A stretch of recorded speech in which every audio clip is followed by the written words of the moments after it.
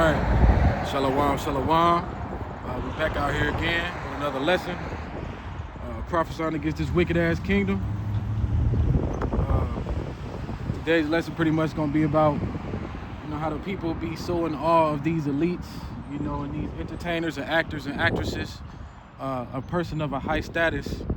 But the things that they've been saying and preaching about, not even preaching about, the things they've been saying and stating, the elders and apostles been teaching about for years now, right? So first of all, I start this lesson, I want to get into, I want to give all praise, honor, glory to Yahweh, Bahashem, Yahweh Shah, Bahashem, Rakak, all praise and double honors to the elders and apostles of Great Millstone, who brought out this truth many, many years ago and still to the day preaching us this truth. I want to say shalom to all the true believers, the men and the women that's learning, teaching, and seeking the Lord. I will all sincerely and due diligence. I want to say to all shalom. I'll be back another lesson real quick. And we're going to get straight into it.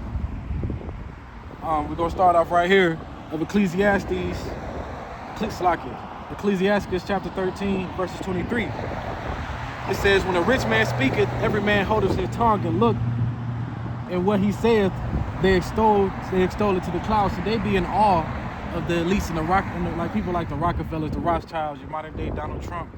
I don't know why I said modern day, but Donald Trump's, Bush and all those guys, like your modern day pharaohs and kings and all this stuff, they be in awe of all these people, man. The things that they putting out now, the prophets has been teaching about for years, man.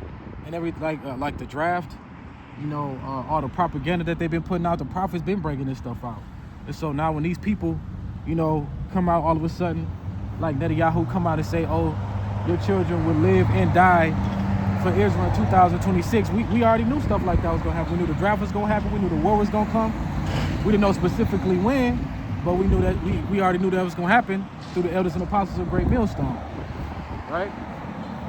So when they speak about it, everybody be in awe, run and retweet their messages on social media and whatnot, want to make it a big deal. But we've been preaching about this, man. We've been had, 1 foot in, 2 feet in already. Where everybody else just now finding out, we've been already doing these things, right? So again, when a rich man speaketh, every man holdeth his tongue, and look, what he saith, they extol it to the clouds. But if a poor man speak, they say, what fellow is this? And if he stumble, they will help overthrow him. So people are more so these 2/3, they are more in awe of these people who got something, who has something. People with wealth, people with power, people who has a huge following of a higher status than us. For instance, these pastors as well. They have a big church, they wear these big fancy suits. They have a big church and a big following, so they think they're really saying so. Because a lot of our people are monkey see, monkey do, what we also call them as sheep. But that's why they say the highway to hell is broad and the straight gate is narrow, right? Because when the highway to hell is broad, everybody's going to follow that way because they think that way is right. They see everybody else doing it, so they're going to do the same thing. I remember as a kid, people would say, they would ask me as a kid in elementary, like, are you scared to go to hell? And I said, or would you want to go to hell? I'd be like, hell no, I would want to go to hell if my friends down there. You get what I'm saying? And that's just us being gullible and stupid and naive at the time. But it's similar to that. It's a monkey see, monkey do as generation. Everybody want to follow the trend, want to follow somebody of a higher status and feel like they're of importance. You have some today, these people called social media influencers, right? People actually listen to them and believe them like they're saying something, man. In our reality, they set up to keep us distracted, to keep us dumbed down as well. They just playing their role, right? So when the poor man speak, which would be the elect, which would be the people that you see on these corners, you know what I'm saying? They look at us like we ain't nobody because we just stand on the corners looking crazy and being fools for Hamashiach's sake. Not knowing that this is our duty. This is our true purpose, to be out here teaching his word. Whether you're teaching his word to be a stumbling block, or you're teaching his word because you were chosen to be a part of the elect and you're doing what you're supposed to do. Either way, that's what we out here be doing, man. And when people look at us, they don't look at us because we don't have a huge following. They don't look at us because they always ask us, what religion are you? What church do you go to? Where do you come from? What do you believe in? Right? And and that's not necessarily the case. We don't belong to a church. We messengers for Yahweh Shemiah Shah, which is on my last lesson. We laborers for Yahweh Shah, labors of love. And so again, a poor man is considered a low stature. Instead of giving us an ear to hear and see what's going on, they look at us, walk right past us and scoff. But if Donald Trump was out here, every time Donald Trump come to a city, they shut the whole streets down. They shut the whole block down because people are so intrigued in what this man has to say. Which he ain't saying a bunch of fucking nothing. Dude is an ultimate liar. He's a fucking deceiver. You know, this man came in and got in the office. I will not put us in any more wars now. The dude put us in 6 of them. Not us, but America. He put him in like 6 of them. He's in war with Nigeria, Iran, China, Russia. You know, over there, what is it? Ecuador. I think it was Ecuador. What did he take over? With that guy? Venezuela. Cuba. He's in war with a couple of them, man. You know, trying to take their resources and everything. He's a fucking liar. And now they over there getting their ass spanked and everybody's seeing that he's a liar. You know what I'm saying? They seeing that his name is in the Epstein Island files. These are the people that you are so amazed at. People that's full of sin and people that's full of wickedness. You know, because that's what they necessarily stand for. Well, we stand for righteousness, they stand for wickedness. Right? So they waiting for us to slip up, they waiting for us to fall. And if we do fall, like I said, they're going to help overthrow them, man. You know, they can't wait for a man to fall out the truth or wait for a man to slip up and say something wrong and so they can correct them or rebuke them. That's the kind of world we're living in today, man. Right? So let's continue. Right here, 1 Corinthians chapter 1, verse 26 through 28. And it says, for you see your calling, brethren, how many not wise men after the flesh, not many mighty, not many mobile, are called. You see that? So the Lord is not looking for the man who has the most followers on YouTube, or you know, the most money, or the most wealth, or the higher status. You know, the Lord has chosen the people of a lower stature, the humble. You know what I'm saying? And going back to when he said, Ecclesiastes chapter 13, verses 23, it says, but when the poor man speak, they say, what fellow is this? And if he stumble, they help overthrow him. I noticed when I was reading the book of Matthew, the Pharisees will always come out of nowhere when Yahushua was around at his humble stage, and they would try to rebuke him every time he did something. And that's what they try to do to us. Anytime we come out here and teach, anytime we bring out something, you got a whole bunch of different, you know, 2/3 niggas, stumbling block teaching, and groups come out and try to rebuke GMS and rebuke the teachers of what they've been bringing out, right? But again, back to 1 Corinthians chapter 1, verse 26, it says, for you see your calling, brethren, how that not many wise men after the flesh, for not many mighty, not many mobile are called, right? So the Lord, like I said, he's not looking for the strongest, the fastest, the most athletic, the person with the most money. You know, he's looking for the person who's going to endure the most. That's who he's choosing, the one who's going to stand for righteousness, who's going to stand out here in these streets of great boldness and prophesy against this wicked ass kingdom and tell these different nations they judges, man. You know, for example, let's go to the book of Matthew about when Yahushua came, because Yahushua was a carpenter, and when Yahushua came back to Nazareth during his humble phase, and you know, he came out teaching, prophesying, dropping precepts and dropping all his wisdom, knowledge, and understanding. People was like, aren't you Joseph and Mary's son? Aren't you the carpenter's son? And you know how Jake be, that's little Joey. That's JoJo. You know what I'm saying? And he said, right here, it says, in the title of it right here, it says, Yahushua rejected as Nazareth. We're going to start at Matthew chapter 13, verse 53, when Yahushua had, in the NLT, when Yahushua had finished telling these stories and illustrations, he left a part of the country. He returned to Nazareth, his hometown. When he taught there in the synagogue, everyone was amazed at what he said. And they asked him, they were saying, where does he get this wisdom and the power to do these miracles? They scoffed, he's just a carpenter's son. We know Mary, his mother, and his brother James, Joseph, Simon, Judas, all his sisters live right here among us. Where did he learn all these things? And they were deeply offended and refused to believe in him. Then Yahushua told him, a prophet is honored everywhere except his hometown and among his own family. He also said only a few miracles. He also did only a few miracles there because of their unbelief. See that? So they rejected Yahushua in his own hometown because he was just a carpenter, because they grew up with him, because they thought they knew who this man was. But see, that's the power of the Lord. The Lord would chose a person that the people least expect, so-called black sheep of the family, to bring out this knowledge, wisdom, and understanding. You know?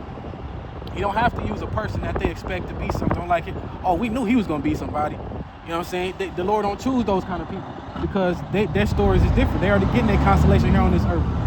Right? But the people they least expect... Hold on, this truck.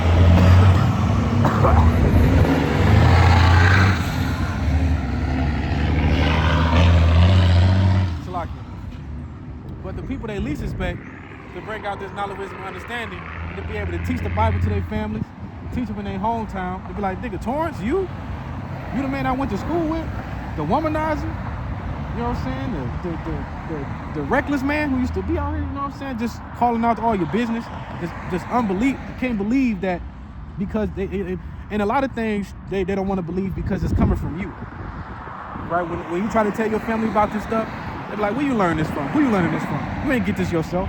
Not knowing we doing the studying behind the scenes. We studying, we meditating on the scriptures, fasting, reading, praying. Hey, this is a gift from the Lord, man. We can't answer why the Lord chose us. But we know why, because Lord willing, we part of that number, we part of the elect. I don't want to know, I don't care why the Lord chose me. I'm grateful that he did, because I can see through the bullshit and I can deteriorate through the bullshit about what's going on today. I'm out of that matrix. I move different, I think different, I act different. Right? I'm not trying to follow the crowd. And I've never been that kind of man anyway. Well, I'll take that back. In high school, I was nigga trying to fit in a little bit too much. But I noticed once I branched off on my own, that's when I got more women. That's when I got more, attention type shit. That was when I was in the world at the time. But here, now, it's more or less carry that. Like my son's mother, she always get mad at me and says, nobody knows you. I'm like, good, I'm grateful. I'm glad nobody know me. This ain't fucking high school no more, bitch. I'm 33. Don't nobody give a fuck about knowing me. I'm doing the will of the Lord. I'm not here for them to know me. I'm here to do this work. Right? So let's go back. Let's continue on 1 Corinthians. I already read 1-26. Now we at 27. It says, Yahweh has chosen the foolish things of the world to confound the wise. Who will be considered the foolish? The elect, the poor man. And who will be the wise? The elites. The Edomites, the so-called white men, and all these different nations. It says, again, but Yahweh has chosen the foolish things of the world. Why they consider us foolish? Because we doing everything that they didn't expect. We doing everything outside of the agenda. We're not following the crowd. We're not doing everything anybody else do.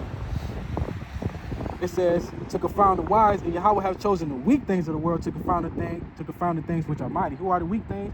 That's the elect, man. Who is the mighty? That's Esau, and the elites. So we are weak considered to them because we don't have their wealth. We don't have the power that they have. This is Esau's heaven, and this is our hell. So the fact that the Lord has chose us to confound them, to come up against them, that's the Lord showing his power. Because he could have chose them. You got a person like Albert Einstein, supposedly the wisest man in the world, but yet this man couldn't break down the scriptures. Right? You got people in the churches that would go to their pastors and get advice from their pastors over their husbands. That's the kind of world we live in. Back to the scriptures again. 1 Corinthians chapter 1 verse 28. Now it said, in the base things of the world and the things which are despised, which the elect, the nation of Israel, have chosen, has Yahweh chosen. Yeah, the things which are not, to bring to naught that are, and that's us, man. See, the Lord again uses us to show his power, because we don't, like I said, because we don't have a large following in the churches, because we don't have that high stature, we don't have power. We look crazy out here on the streets. People don't want to pay us no attention, man. Like I said, they expect the Lord to choose somebody who's rich or of a higher status to bring out this knowledge, wisdom, and understanding. But those guys that's in the pulpit with those big ass suits on and the ties and you give your money to, they're all set up as puppets as well. Why? Because they signed a 501c3 charter, can't preach the truth about the Bible. They just bring little bits and pieces out. It's all about a feel-good message, man.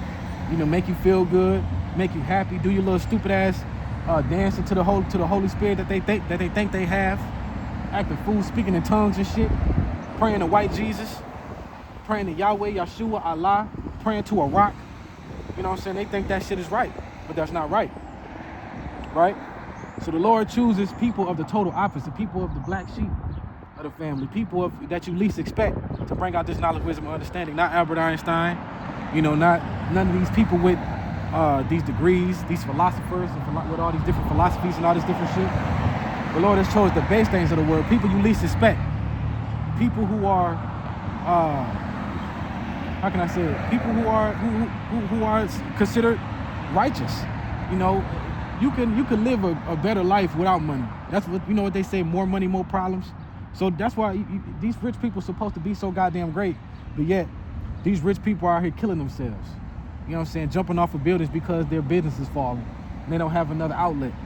You know what I'm saying? They losing their money, their wife divorcing them, taking half of their money, which is why a lot of times you see the man, they go crazy, man. They can't take that pressure. They can't take the heat because, oh, their woman left them. They want to take half of their money. And so what happened was they'll kill themselves. Well, first of all, they'll kill the wife, kill the kids, kill the animals, the dog, then turn the gun on themselves, man. You know?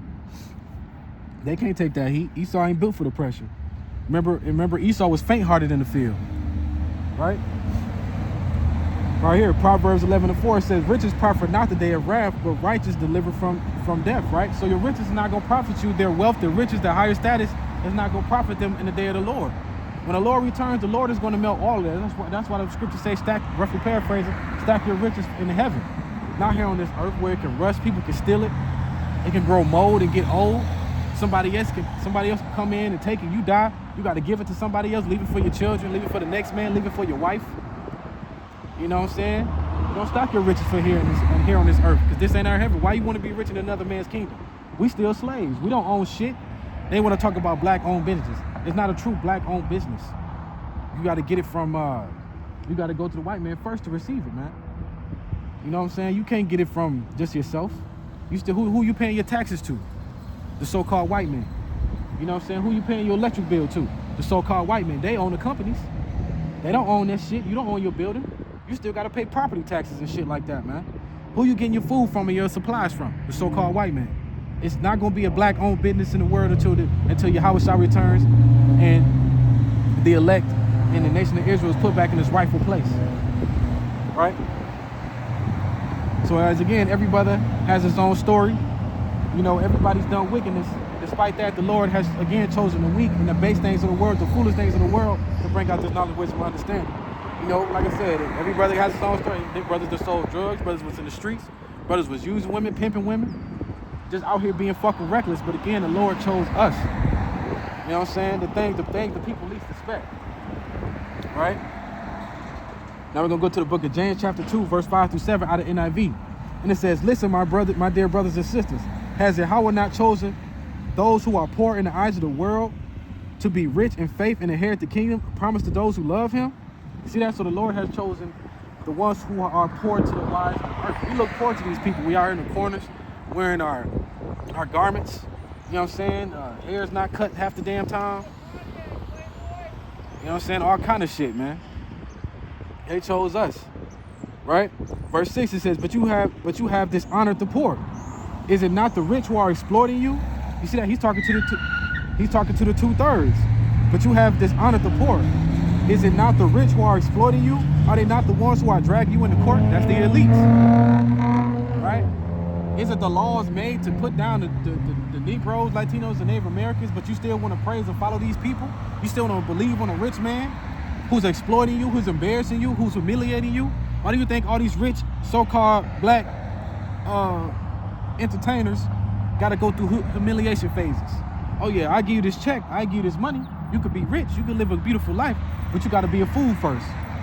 We got to exploit you, we got to embarrass you, we got to tell your deepest, darkest secrets. We got to put that out to the public. We got to humiliate you by putting a dress on you, painting your toe, painting your fingernails, putting some bows in your hair.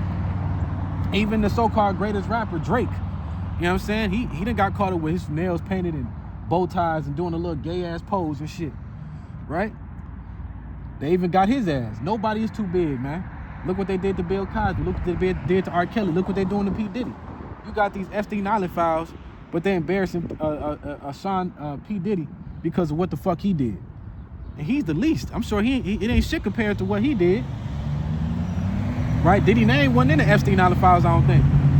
Even though he was out there making his own files. You know what I'm saying?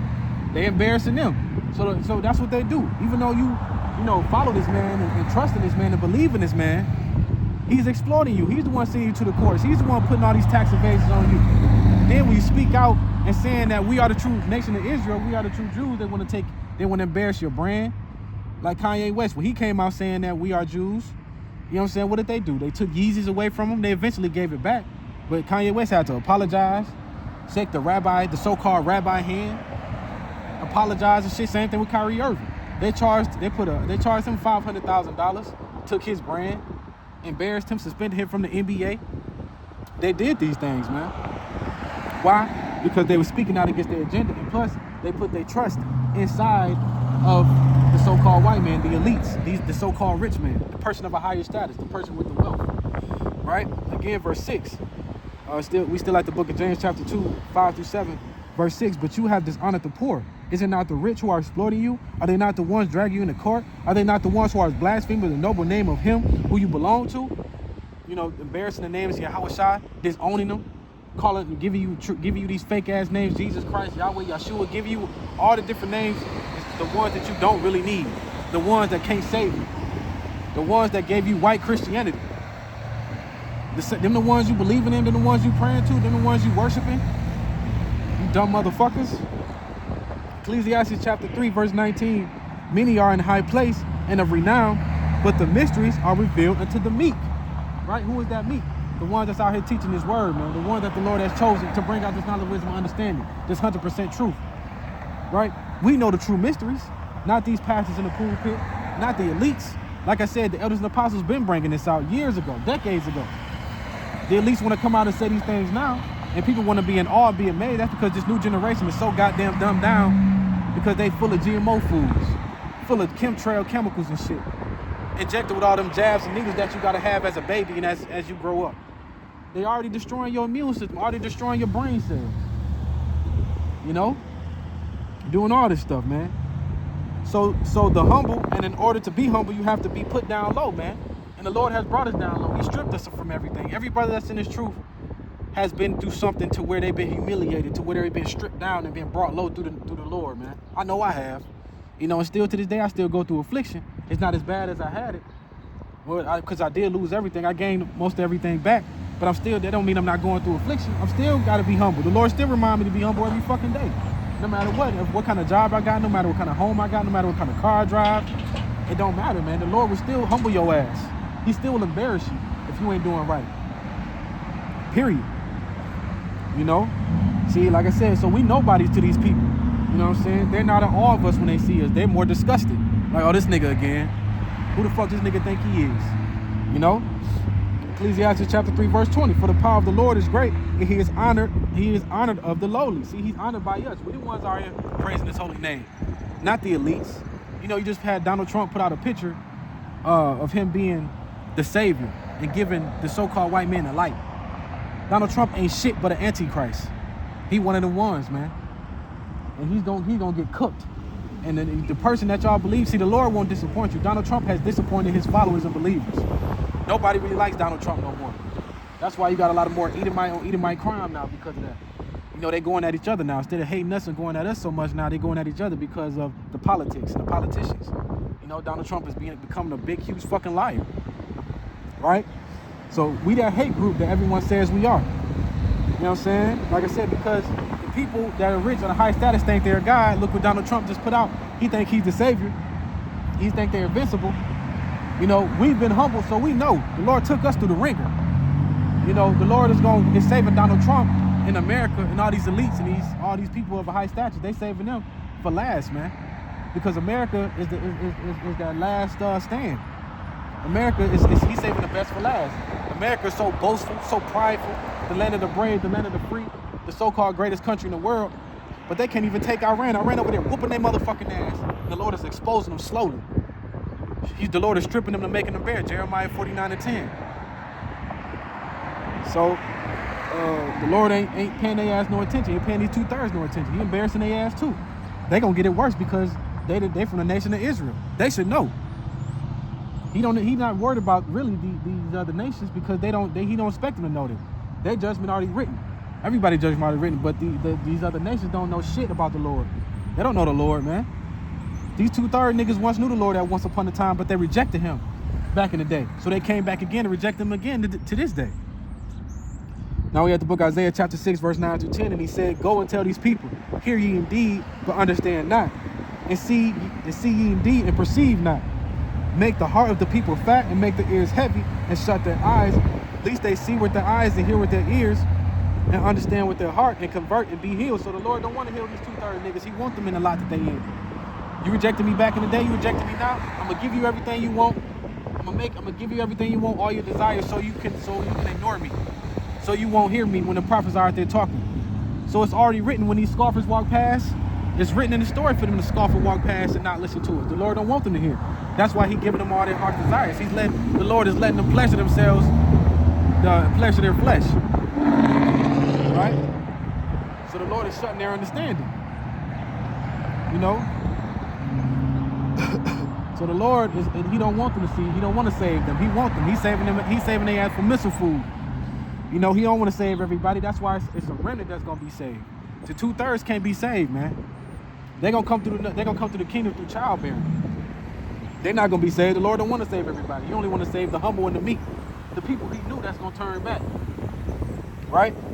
He know don't nobody want to listen to us, man.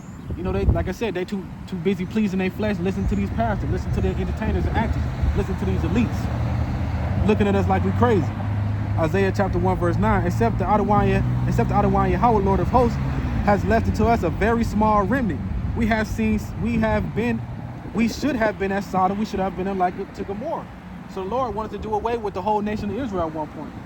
And that's why He sent His only begotten Son, Yahweh Shah, to give us another chance to go through this grace period. Because everybody ain't like it, the 2/3. We stand out. We not like them. Not like that Kendrick Lamar song. They not like us. The 2/3 niggas ain't like us, man. Them 2/3 niggas more like the Edomites. They more like the nations. They more like the people they look up to. You know what I'm saying? We trying to be more like Yahweh Shah. They trying to be more like the Edomites. Right? The fact that He even gave us this truth is mercy, man. The fact that we wake up every day to read, study, fast, the Lord has given us another chance. This is mercy that I'm able to come out here and teach this word. It's mercy that I'm able to come out here and be a fool for Yahweh Shah. It's mercy. And I'm thankful for it. I'm thankful that He wake me up every day. And the first thing on my mind is Yahweh Shah, praying, repenting, getting right, examining myself, making sure I'm getting right for Him. That's mercy, man. That's a blessing that we have this knowledge, wisdom, understanding. Because this knowledge, this truth is what's going to save us in the end. Not our riches, not us pleasing our flesh, not us trusting in the so-called white man and believing in Him, but trusting in Yahweh Shah, trusting in His word, this manna, this body of living water, this well. This is how we get our daily bread. This is how we get our food. This is how we fulfill. Because we not entertained and fulfilled by the ways of this world here. We feel by this, the knowledge, wisdom, understanding these scriptures. Right?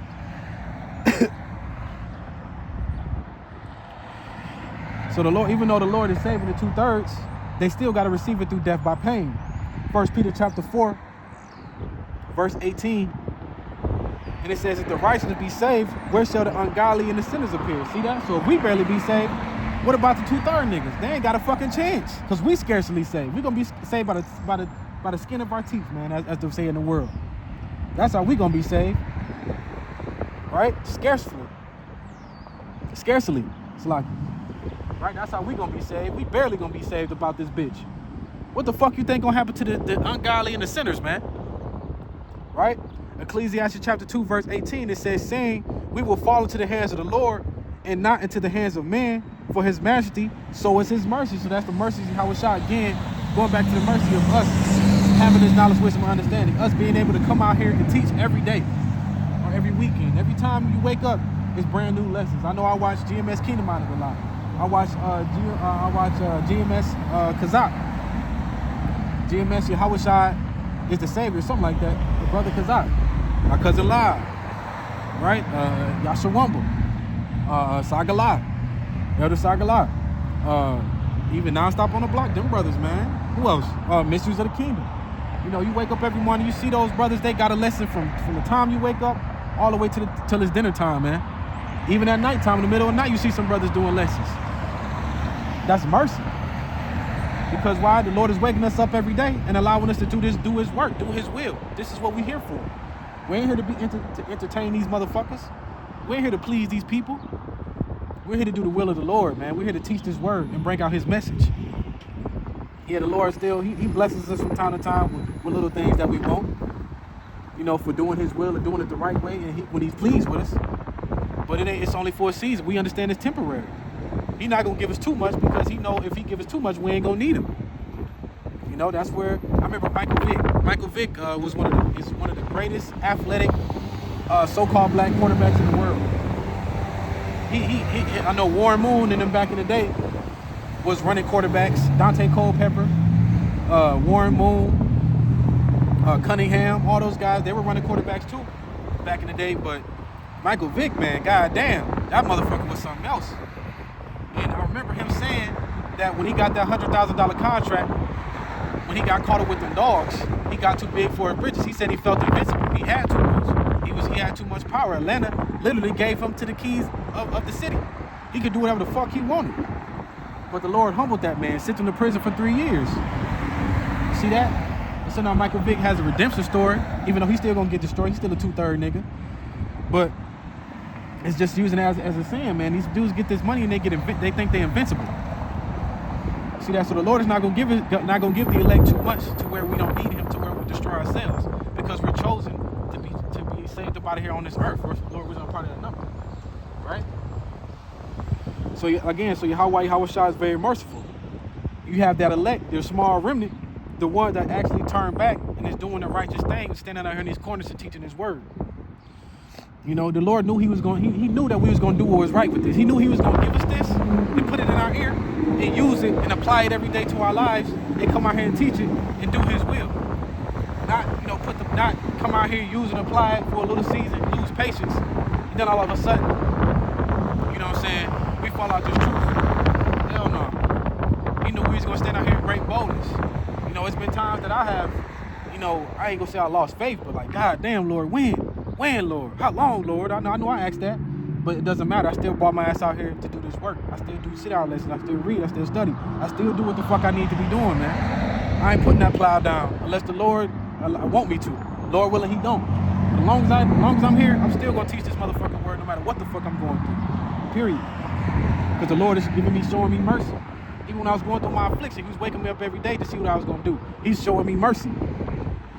Lord willing, I'm part of that number.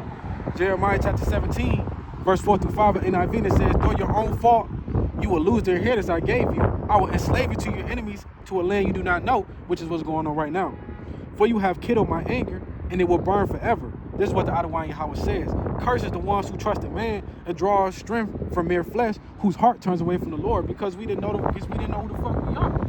Instead of us choosing Yahweh Shai and taking counsel from him, we take counsel from the elites. We take counsel from these entertainers and actresses, and entertainers and these politicians. You know what I'm saying? We follow for these people. People that's embarrassing us, humiliating us, who's looking down on us, calling us niggers, calling us colored, gave us that name, gave us white Jesus, gave us white Christianity. Those are the people we believing in, man. Not me, not us, but you know, the 2/3, our people.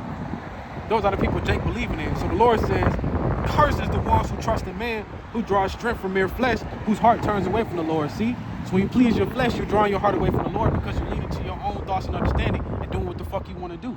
Pleasing yourself. That's all these people, these 2/3 niggas is living for. Getting drunk every day, getting high every day, sleeping with other men, women. It's just totally fucking disgusting. You know, because men's semen sits up in the women a long time. You know, so there's a lot of residue in there when you go in there eating the box. You know, trying to sleep on another man's wife and you got residue all on you and shit. That shit crazy, man. I ain't gonna lie, I used to be one of them niggas. I was terrible. I was terrible, man.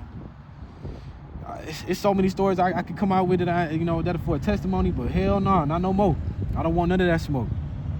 The Lord sat my ass the fuck down.